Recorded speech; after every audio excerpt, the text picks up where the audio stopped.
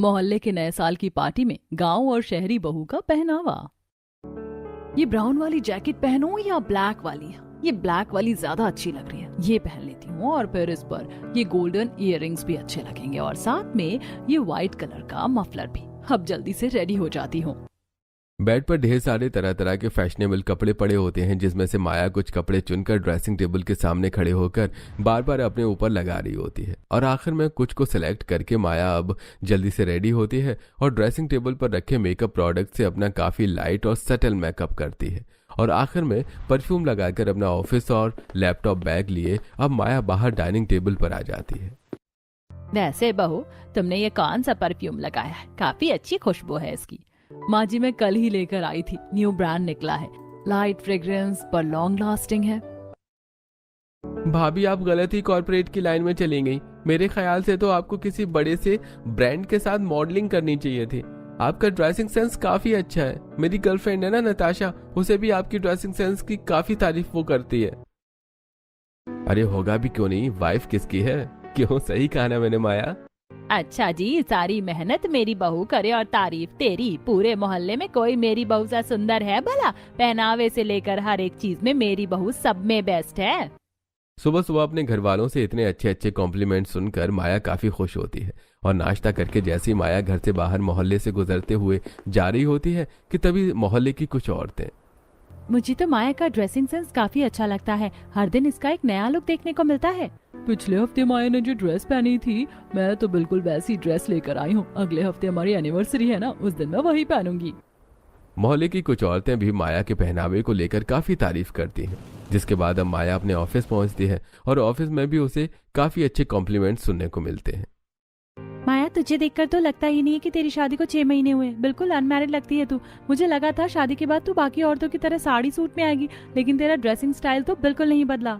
मुझे भी पहले ऐसे ही लगता था, लेकिन मेरे ससुराल वाले ओपन माइंडेड हैं। उन्हें मेरे इस तरह के कपड़े पहनने से कोई दिक्कत नहीं है, बल्कि वो तो उल्टा मेरी तारीफ ही करते हैं। ऑफिस का सारा काम खत्म करके माया जब शाम को मोहल्ले से गुजरते हुए घर आ रही होती है, तभी मोहल्ले की कुछ औरतें माया को इस तरह के पहनावे में देखकर। आजकल की बहुओं को तो पहनावे का तरीका ही नहीं पता। देखो कैसे कैसे कपड़े पहनकर निकलती हैं ये। अरे मोहल्ले में हम सबकी बहुएं बेटी हैं, लेकिन मजाल है कि वो इस तरह के कपड़े पहने। वही तो। अरे जब इसे इसके ससुराल वाले कुछ नहीं कहते हैं तो हमारे बोलने का क्या मतलब बनता है? छोड़ो। जहां मोहल्ले में कुछ लोग माया के पहनावे को लेकर उसकी तारीफ करते हैं, तो वहीं कुछ लोग अपनी पुरानी सोच के चलते माया को ताने मारने से बाज नहीं आते।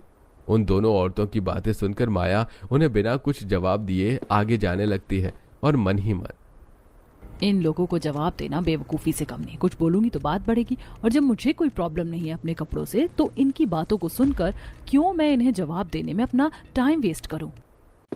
इतना कहकर माया अब सीधा अपने घर में आ जाती है। और ऐसे ही कुछ दिन गुजर जाते हैं। माया के पड़ोस में ही सरिता देवी का परिवार रहता था, जो सोच से मॉडर्न तो थे, लेकिन बहू बेटियों के पहनावे में अंतर भी करना जानते थे।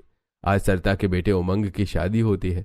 इतने सालों से शहर में रहने के बावजूद भी सरिता अपने बेटे के लिए गांव से काजल नाम की लड़की पसंद करके लाती हैं। और गृह प्रवेश के दौरान, भाभी, पूरे रास्ते आपने गाड़ी में एक बार भी घूंघट ऊपर नहीं किया। अब तो आप घर आ गई हैं, अब तो घूंघट ऊपर कर लीजिए। ये शहर है, गांव नहीं। यहाँ पर घूंघट करना कंपलसरी नहीं है।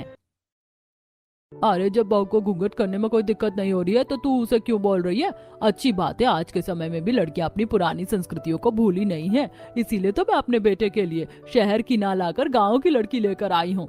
यह तुमने बिल्कुल सही किया सरिता बहन, वरना शहर की लड़कियों को तो कपड़े पहनने का ही तरीका नहीं है। अब जरा सरला की बहू माया को ही देख लो, कैसे छोटे छोटे कपड़े पहनकर मटक मटक के निकलती है मोहल्ले में। अरे हम किसी की बहू बेटियों को क्या कहें, उनके घर का मामला है, वो खुद जाने। किसी की बहू बेटियों को क्या कहें, उनके घर का मामला है, वो खुद जाने। गांव से शहर आकर भी सरिता की बहू काजल शादी के बाद ज्यादातर साड़ी में ही रहती और अपने ससुर के सामने घूंघट, और अगर ससुर न हो तो सिर पर पल्लू ले लेती। ऐसे कुछ दिन गुजर जाते हैं जहां काजल सिर पर पल्लू रखकर छत पर खड़े होकर कपड़े सुखा रही होती है, तो वहीं माया अपने शहरी पहनावे में छत पर खड़े होकर धूप सेक रही होती है। तभी दोनों ही बहुओं की नजर जैसे ही एक दूसरे पर पड़ती है। ओ हाय, मेरा नाम माया है और तुम्हारा? जी मेरा नाम काजल है, आपसे मिलकर अच्छा लगा। तुम्हारी शादी को तो अभी ठीक से महीना भर भी नहीं हुआ और तुम घर के काम भी करने लग गए। और तुम्हारी जॉब, शादी करने के बाद जॉब छोड़ दी क्या तुमने?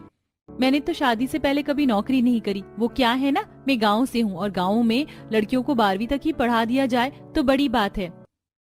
तो तुम ही हो जो शादी करके गांव से शहर आई हो। मैं कुछ दिनों के लिए अपने मायके गई थी ना, तो मुझे पता नहीं चला, वो तो माँ जी ने बताया मुझे। वैसे तुम इसी तरह के कपड़े पहनती हो क्या? मेरा मतलब जीन्स टॉप वगैरह। तुम समझ रही हो ना मैं किन कपड़ों की बात कर रही हूँ? हाँ, लेकिन मैं इस तरह के कपड़े नहीं पहनती हूँ, मुझे बहुत अजीब लगता है। मैं तो अपनी साड़ी सूट में ही खुश हूँ। वो तो देखने से ही पता चल रहा है। इसे तो ड्रेसिंग सेंस का डी भी नहीं पता। इतनी हैवी साड़ी, ऊपर से शॉल और सर पर पल्लू। ओ माय गॉड, मैं तो कभी ऐसे कपड़े नहीं पहन सकती। अच्छा, तो उस दिन वो आंटी इसी के बारे में बात कर रही थी, कितने छोटे छोटे कपड़े पहने इसने। शहरी और गांव वाली बहू को एक दूसरे का पहनावा कुछ खास पसंद नहीं आता और अब एक दूसरे से काफी देर तक बात करने के बाद दोनों नीचे आ जाते हैं और ऐसे ही कुछ समय गुजरता है। काजल को अभी मोहल्ले में आए हुए टाइम ज्यादा नहीं हुआ था, जिसे देखते हुए मोहल्ले के कुछ लोग काजल को किटी पार्टी में इनवाइट करते हैं। हॉल में बैठे हुए उन लोगों ने माँ को कभी भी किटी पार्टी में नहीं बुलाया, पर वो आपको बुला रहे हैं। मेरे ख्याल से आपको जाना चाहिए। कब तक सिर्फ मोहल्ले की आंटी से पहचान बनाओगी? अरे, अपने उम्र के लोगों से भी मिलो। मुझे नहीं पता इसमें क्या होता है, क्या करना होता है, वहाँ कैसे कैसे लोग होंगे। भाभी, आप तो ऐसे डर रही हो जैसे यूपीएससी का एग्जाम देने के लिए जा रही हो। अरे कुछ नहीं होगा, आपकी उम्र की औरतें होंगी वहाँ पर। बस आपको बातें करनी है और कुछ गेम्स खेलने हैं। जिंदगी के शुरुआती साल गांव में ही गुजारे हैं मैंने भी, लेकिन जब मैं शहर आई तो मैं भी यहाँ के लोगों में ढलने लगी। अब माँ पापा तो ज्यादा नहीं बदले, पर हम तो बदल ही सकते हैं ना। आपको जाना चाहिए।